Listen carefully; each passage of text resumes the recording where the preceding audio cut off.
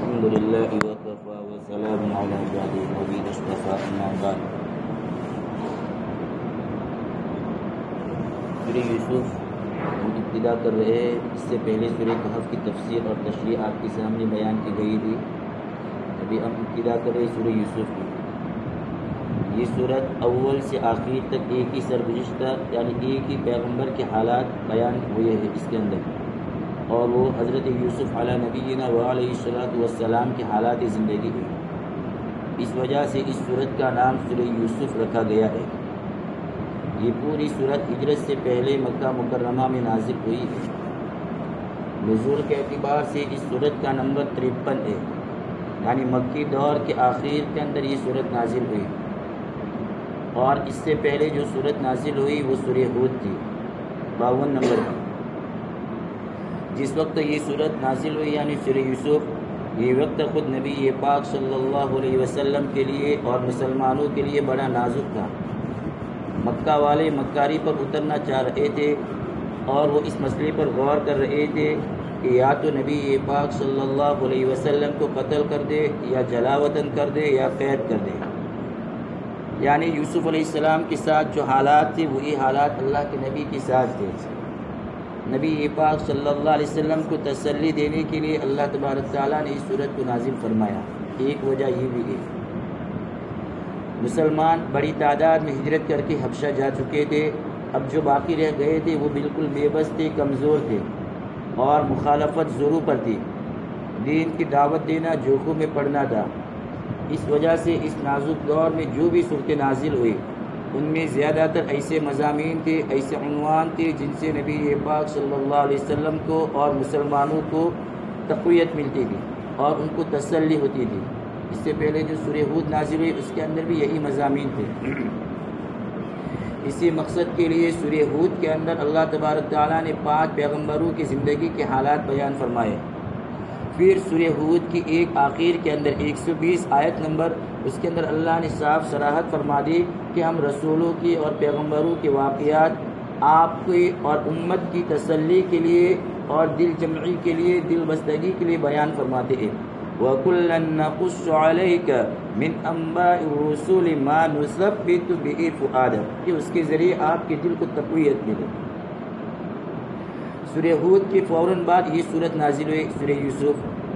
اس میں حضرت یعقوب علیہ السلام اور حضرت یوسف علیہ السلام کا اسوہ اور نمونہ پیش کیا گیا ہے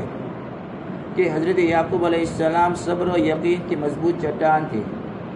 درد و غم کے طوفان اٹھتے تھے مگر صبر و یقین کی چٹان سے ٹکرا کر رہ جاتے تھے، اس پر وہ غالب نہیں آ سکتے تھے. یہی صورتحال نبی پاک صلی اللہ علیہ وسلم کی سیرت مقدسہ کا اسوہ حسنہ ہے. اور آگے بڑھیے، حضرت یوسف علیہ السلام کا واقعہ اللہ کی قدرت کا عجیب و غریب نمونہ ہے کہ آپ کے بھائیوں نے کیا چاہا تھا اور اللہ کی قدرت نے کیا کیا. مشکلات راہ کتنی تھی مگر منزل کتنی سہانی تھی. قریش کے لیے پہلی بات میں یعنی کہ یوسف علیہ السلام کے بھائیوں نے حضرت یوسف کے لیے کیا چاہا تھا، تو قریش مکہ بھی نبی پاک صلی اللہ علیہ وسلم کے لیے کیا چاہ رہے تھے. اس کے اندر ان کے لیے نشانی تھی قریش مکہ کے لیے. اور جو دوسری بات تھی کہ اللہ تبارک تعالیٰ نے پھر کیا چاہا حضرت یوسف علیہ السلام کے لیے، اس کے اندر نبی پاک صلی اللہ علیہ وسلم کے لیے اور مسلمانوں کے لیے بڑی تسلی تھی. تو اس وجہ سے اللہ نے اس صورت کو نازل فرمایا. ایک وجہ یہ. دوسری وجہ یہ کہ ایک طرف تو یہ حالات جو ابھی آپ کے سامنے مذکور ہوئے جن میں یہ صورت نازل ہوئی، دوسری طرف اس صورت کے نازل ہونے کا ایک سبب یہ بھی بنا کہ یہودیوں نے کفار مکہ کو کہلا بھیجا. بعض روایات میں ہے کہ کفار مکہ خود یہودیوں کے پاس گئے، جیسا کہ سورہ کہف کے شان نزول کے اندر بھی آپ کے سامنے آیا تھا کہ انہوں نے علماء یہود سے سوال کیا تھا، پھر علماء یہود نے ان کو 3 سوالات بتائے تھے. تو اس موقع پر بھی کچھ دیر کے بعد یا اس سے پہلے ان کفار مکہ نے پھر یہودیوں سے سوال کیا ہوگا، تو پھر ان یہودیوں نے ان کو یہ سوال بتلایا کہ نبی پاک صلی اللہ علیہ وسلم عاد اور سمود کے حالات بیان کرتے ہیں. یہ بات تو ان کے لیے کچھ بھی مشکل نہیں، کیونکہ قوم عاد اور قوم سمود کے واقعات عرب کے مشہور واقعات میں ہے اور ان سے عربوں کا بچہ بچہ واقف ہے. کیونکہ قوم عاد اور قوم سمود کی بستیاں سب وہیں پہ ہے. مدائن صالح کے نام سے آج بھی وہ بستی موجود ہے، ان کے کھنڈرات بھی. اگر نبی پاک صلی اللہ علیہ وسلم انہیں بیان کرتے تو اس میں کیا معجزہ ہے، کیا تعجب کی بات ہے؟ آپ ان سے پوچھو کہ بنی اسرائیل کے مصر جانے کا سبب کیا ہوا، کہ بنی اسرائیل کا اصل وطن تو کنعان تھا، ملک شام تھا، پھر وہ مصر کیسے منتقل ہوئے؟ حضرت یوسف علیہ السلام اور ان کے بھائیوں میں کیا معاملہ پیش آیا تھا؟ یوسف علیہ السلام مصر کیسے پہنچے تھے؟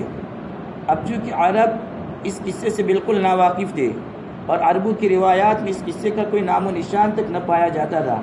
اس وجہ سے یہودی سمجھتے تھے کہ نبی پاک صلی اللہ علیہ وسلم اس سوال کا مفصل جواب نہیں دے پائیں گے۔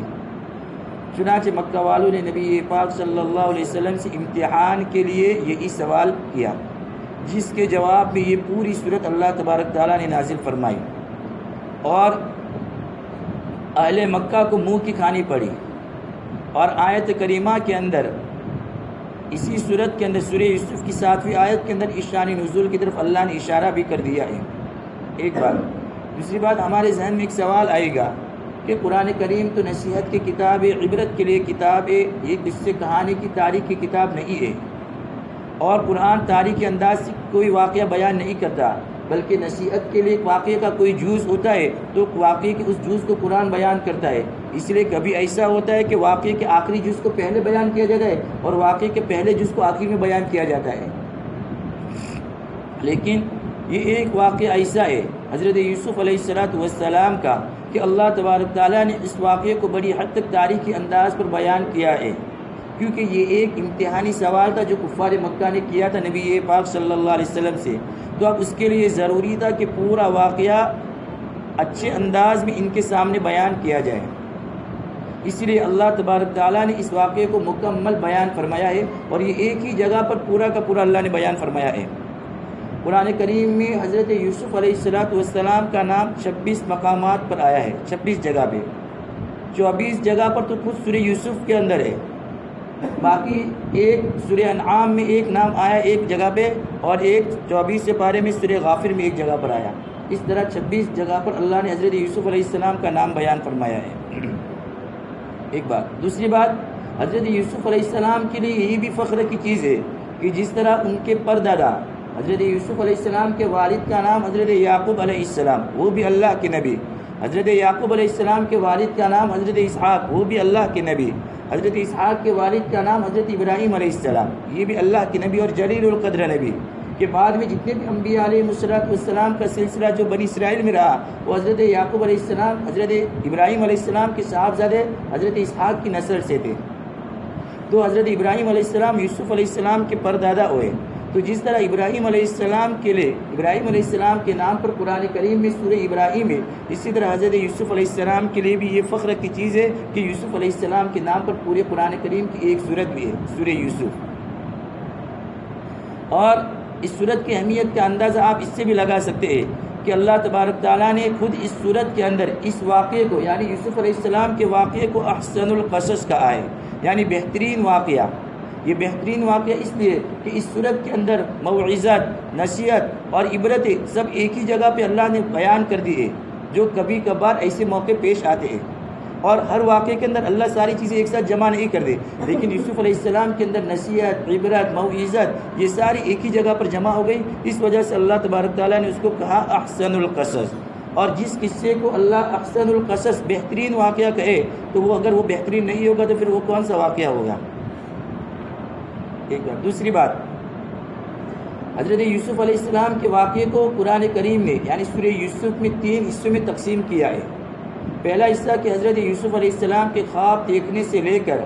عزیز مصر کے گھر میں فروکش ہونے تک، یہ آیت نمبر 4 سے لے کے آیت نمبر 21 تک اللہ نے اس کو بیان کیا ہے، ایک حصہ یہ واقعے کا۔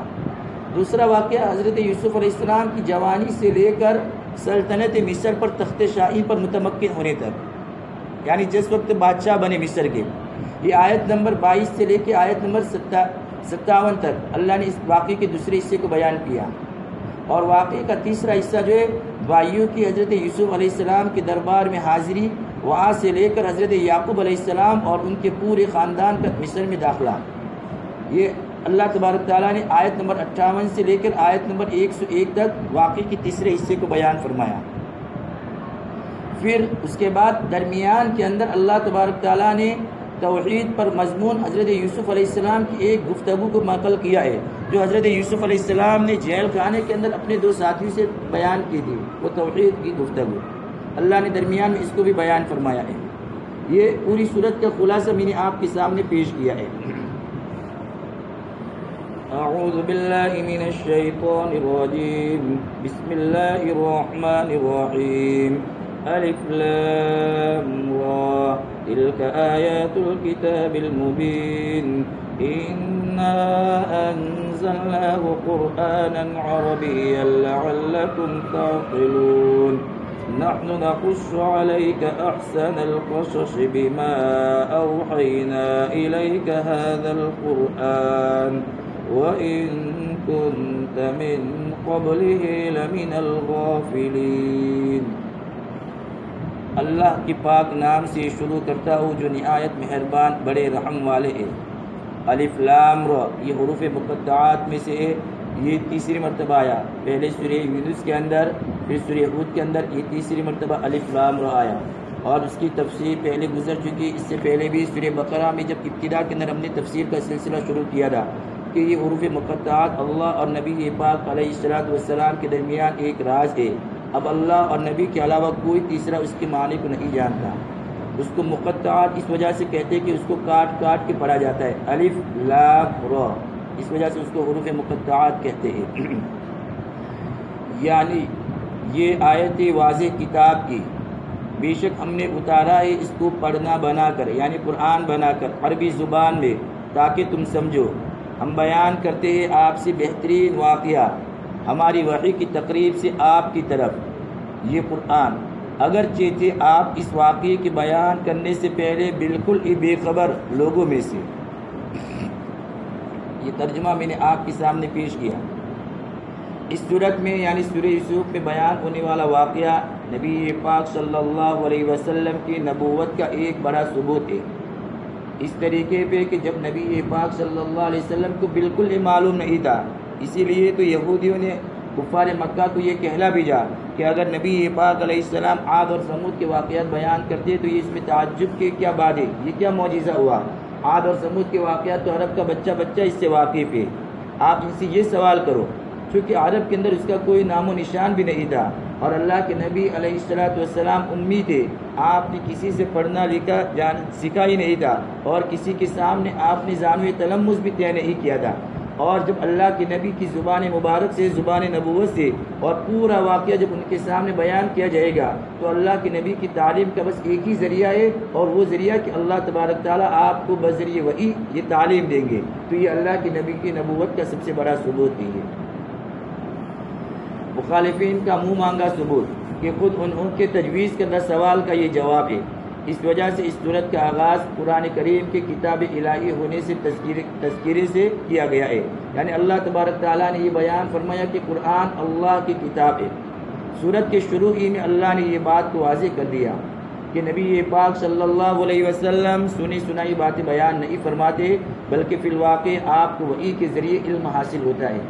چنانچہ اللہ تبارک تعالیٰ نے بیان فرمایا الف لام را، پھر آگے فرمایا تلک آیات الکتاب المبین، یہ اس کتاب کی آیتیں جو اپنی بات صاف صاف بیان کرتی ہے،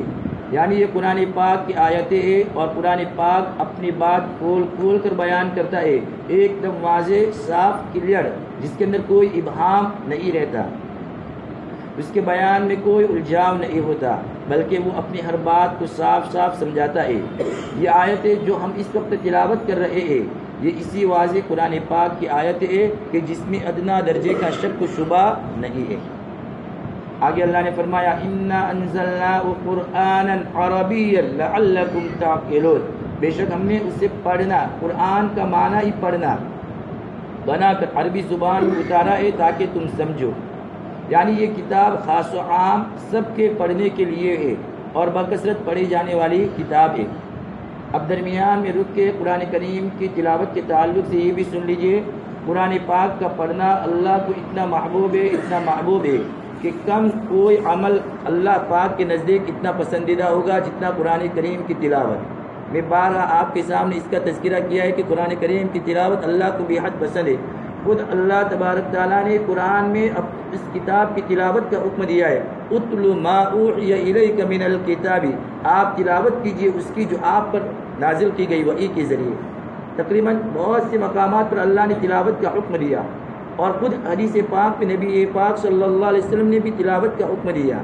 حدیث کا خلاصہ الفاظ میرے ذہن میں اس وقت نہیں ہے۔ ایک صحابی نے اللہ کے نبی علیہ السلام سے سوال کہ اللہ کے نبی مجھے کچھ نصیحت کیجیے اور بہت ہی مختصر نصیحت کیجیے، وہ اوجز مختصر۔ تو اللہ کے نبی علیہ السلام نے ارشاد فرمایا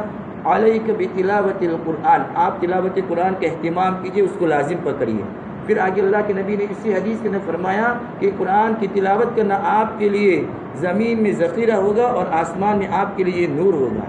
تو اللہ کے نبی نے بھی حدیث پاک میں تلاوت کا حکم دیا ہے۔ اب یہ اللہ کو اتنا محبوب عمل ہے قرآن کی تلاوت کہ نبی پاک صلی اللہ علیہ وسلم نے حدیث پاک میں ارشاد فرمایا، یہ روایت ترمذی شریف کے اندر ہے کہ اللہ تعالیٰ خود ارشاد فرماتے ہیں کہ جس شخص کو قرآن پاک کی مشغولی ذکر کرنے سے، قرآن پاک کی مشغولی یعنی قرآن کی تلاوت کی وجہ سے وہ ذکر نہیں کر سکتا، اسی طرح دعا نہیں مانگ سکتا، تو میں اس کو دعائیں مانگنے والوں سے زیادہ عطا کرتا ہوں۔ اس سے اندازہ لگائیے کہ قرآن پاک کی تلاوت اللہ کو کتنی محبوب ہے، اور اللہ پاک کے کلام کو سب کلاموں پر ایسی فضیلت ہے جیسے کہ خود حق تعالیٰ شاہ کو تمام مخلوقات پر۔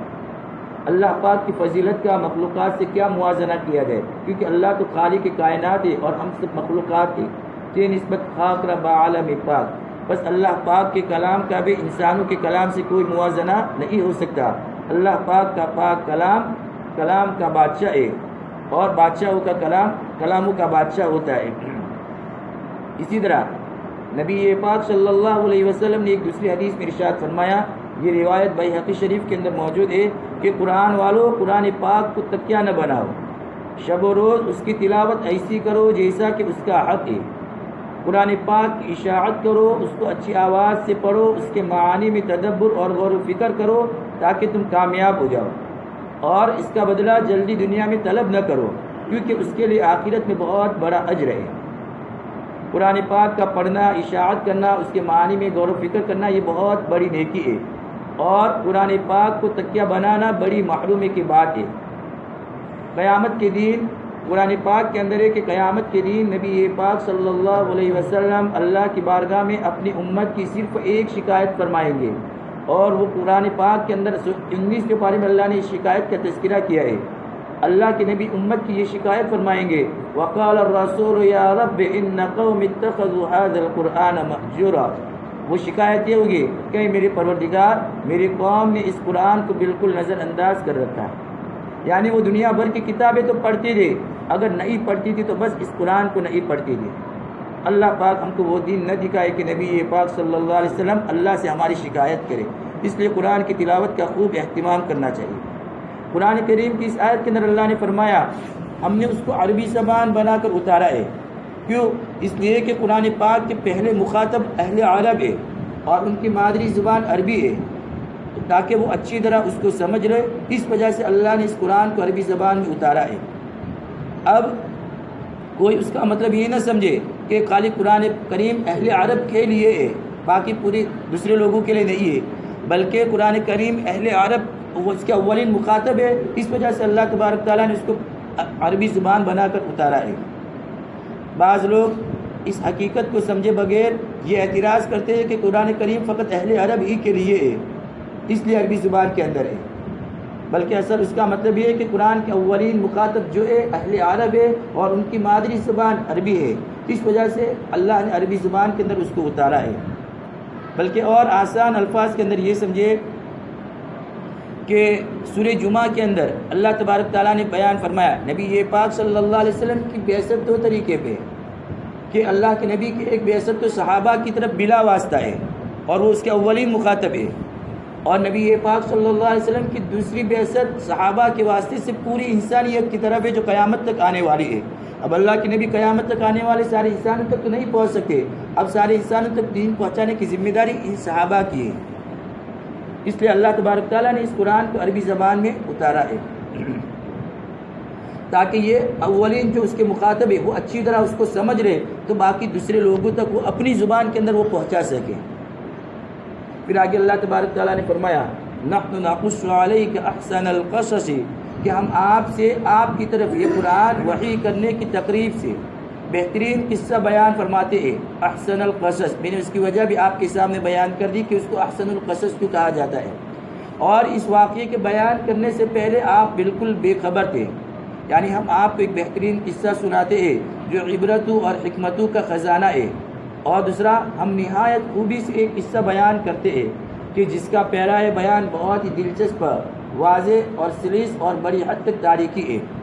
اور اللہ تعالیٰ فرماتے اے نبی جی، قرآن پاک کے اس واقعے کو بیان کرنے سے پہلے بالکل آپ بے خبر تھے، یعنی آپ کو اس کے بارے میں کچھ پتہ نہیں تھا، کیونکہ اس کا تذکرہ عربوں کی روایات میں بالکل ہی نہیں تھا۔ اسی لیے تو یہودیوں نے اہل مکہ کو یہ سوال کیا کہ آپ نبی سے یہ سوال کرو، اگر نبی یہ جواب نہیں دیں گے تو تم سمجھ جانا، لیکن چونکہ اللہ کے نبی کو اللہ تبارک تعالیٰ نے وحی کے ذریعے اس پورے واقعے کو تفصیل کے ساتھ بیان کر دیا، جو یہ واقعہ اللہ کے نبی کی نبوت کا سب سے بڑا ثبوت ہے۔ خلاصہ کہ قرآن پاک، قرآن کا نام بھی اسی لیے اللہ نے قرآن رکھا کہ یہ سب سے زیادہ پڑھی جانے والی کتاب ہے، اور یہ ہر ایک کے پڑھنے کی کتاب ہے، ایسا نہیں کہ چند لوگوں کے پڑھنے کی کتاب ہے، بلکہ جس نے بھی اللہ کے نبی کا کلمہ پڑھا ہے اس کے لیے یہ پڑھنے کی کتاب ہے تو قرآن کریم ہے۔ اللہ پاک ہمیں قرآن کی تلاوت کا خوب اہتمام کرنے کی توفیق عطا فرمائے، اور تلاوت سے آگے بڑھ کر اللہ ہمیں اس کو سمجھنے کی اور اس پر عمل کرنے کی توفیق عطا فرمائے۔ یہ چند آیات میں نے آپ کے سامنے تلاوت کی، اس کی تشریح اور توضیح آپ کے سامنے بیان کی۔ دوسری بات، درود شریف کے تعلق سے دو روایتیں میں آپ کے سامنے نقل کرتا ہوں۔ ایک روایت حضرت عائشہ رضی اللہ عنہا بیان کرتی ہے کہ اگر تم یہ چاہتے ہو کہ کل قیامت کے دن اللہ تبارک تعالیٰ سے راضی خوشی ملاقات کرو، اگر تم یہ چاہتے ہو کہ کل قیامت کے دن اللہ تبارک تعالیٰ سے راضی خوشی سے ملاقات کرو تو مجھ پر کثرت سے درود شریف پڑھا کرو، اتنی بڑی فضیلت ہے، اس لیے درود شریف کا خوب اہتمام کرنا چاہیے۔ اسی طرح ایک دوسری روایت ہے جس کے اندر اللہ کے نبی علیہ السلام نے ارشاد فرمایا کہ جو بندہ مجھ پر کثرت سے درود شریف پڑھتا ہے، جو بندہ مجھ پر کثرت سے درود شریف پڑھتا ہے تو اللہ تبارک تعالیٰ اس کی موت کے وقت فرشتوں کو حکم دیتے ہیں کہ اس بندے کے لیے استغفار کرو، یعنی اس کی بخشش کے لیے دعا کرو۔ اتنی بڑی فضیلت ہے، اس لیے جتنا ہو سکے اتنا درود شریف کا ہمیں اہتمام کرنا چاہیے، اور کم از کم اگر ایسے تو روزانہ درود شریف پڑھنا ہے، لیکن اگر روزانہ نہیں پڑھ سکتے تو جمعہ کی شب میں اور جمعہ کے دن سب سے زیادہ درود شریف پڑھنے کا اہتمام کرنا چاہیے، اور کم سے کم 300 مرتبہ تو ضرور پڑھیں تاکہ کل قیامت کے دن اللہ کے نبی کی سفارش کے ہم حقدار ہو سکیں۔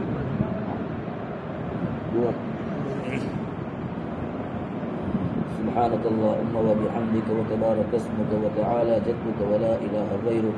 سبحان الله وبحمده عدد خلقه ورضا نفسه وزنة عرشه ومداد كلماته، اللهم لا أحصي ثناء عليك أنت كما أثنيت على نفسك،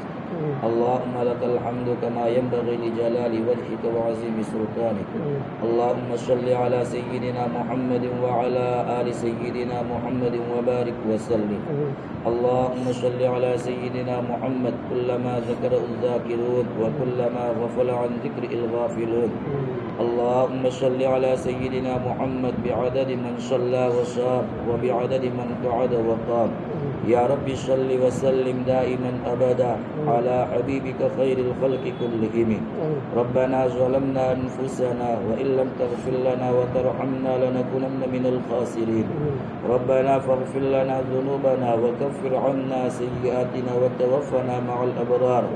ربنا لا تزغ قلوبنا بعد إذ هديتنا وهب لنا من لدنك رحمة إنك أنت الوهاب، اللهم إنك عفو كريم تحب العفو فاعف عنا يا كريم، اللهم اهدنا واهد بنا واجعلنا سببا لمن اهتدى، اللهم ثبتنا على الإيمان وأمتنا على الإيمان واحشرنا يوم القيامة مع أهل الإيمان،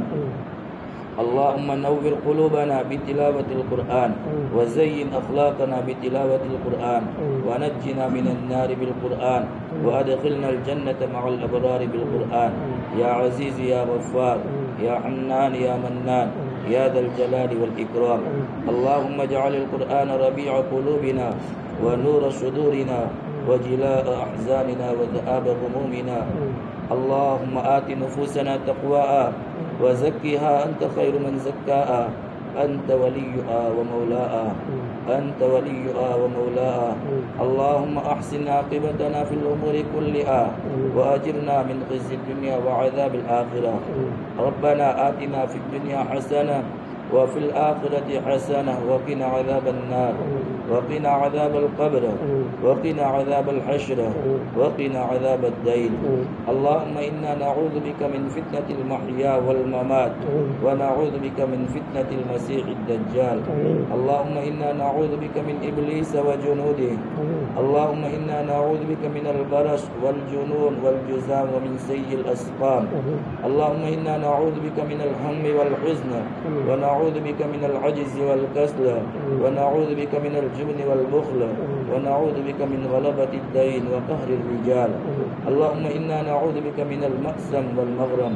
اللهم إنا نسألك من خير ما سألك نبيك وحبيبك محمد صلى الله عليه وسلم ونعوذ بك من شر ما استعان نبيك وحبيبك محمد صلى الله عليه وسلم وأنت المستعان وعليك البلاغ. لا حول ولا قوة إلا بالله العلي العظيم.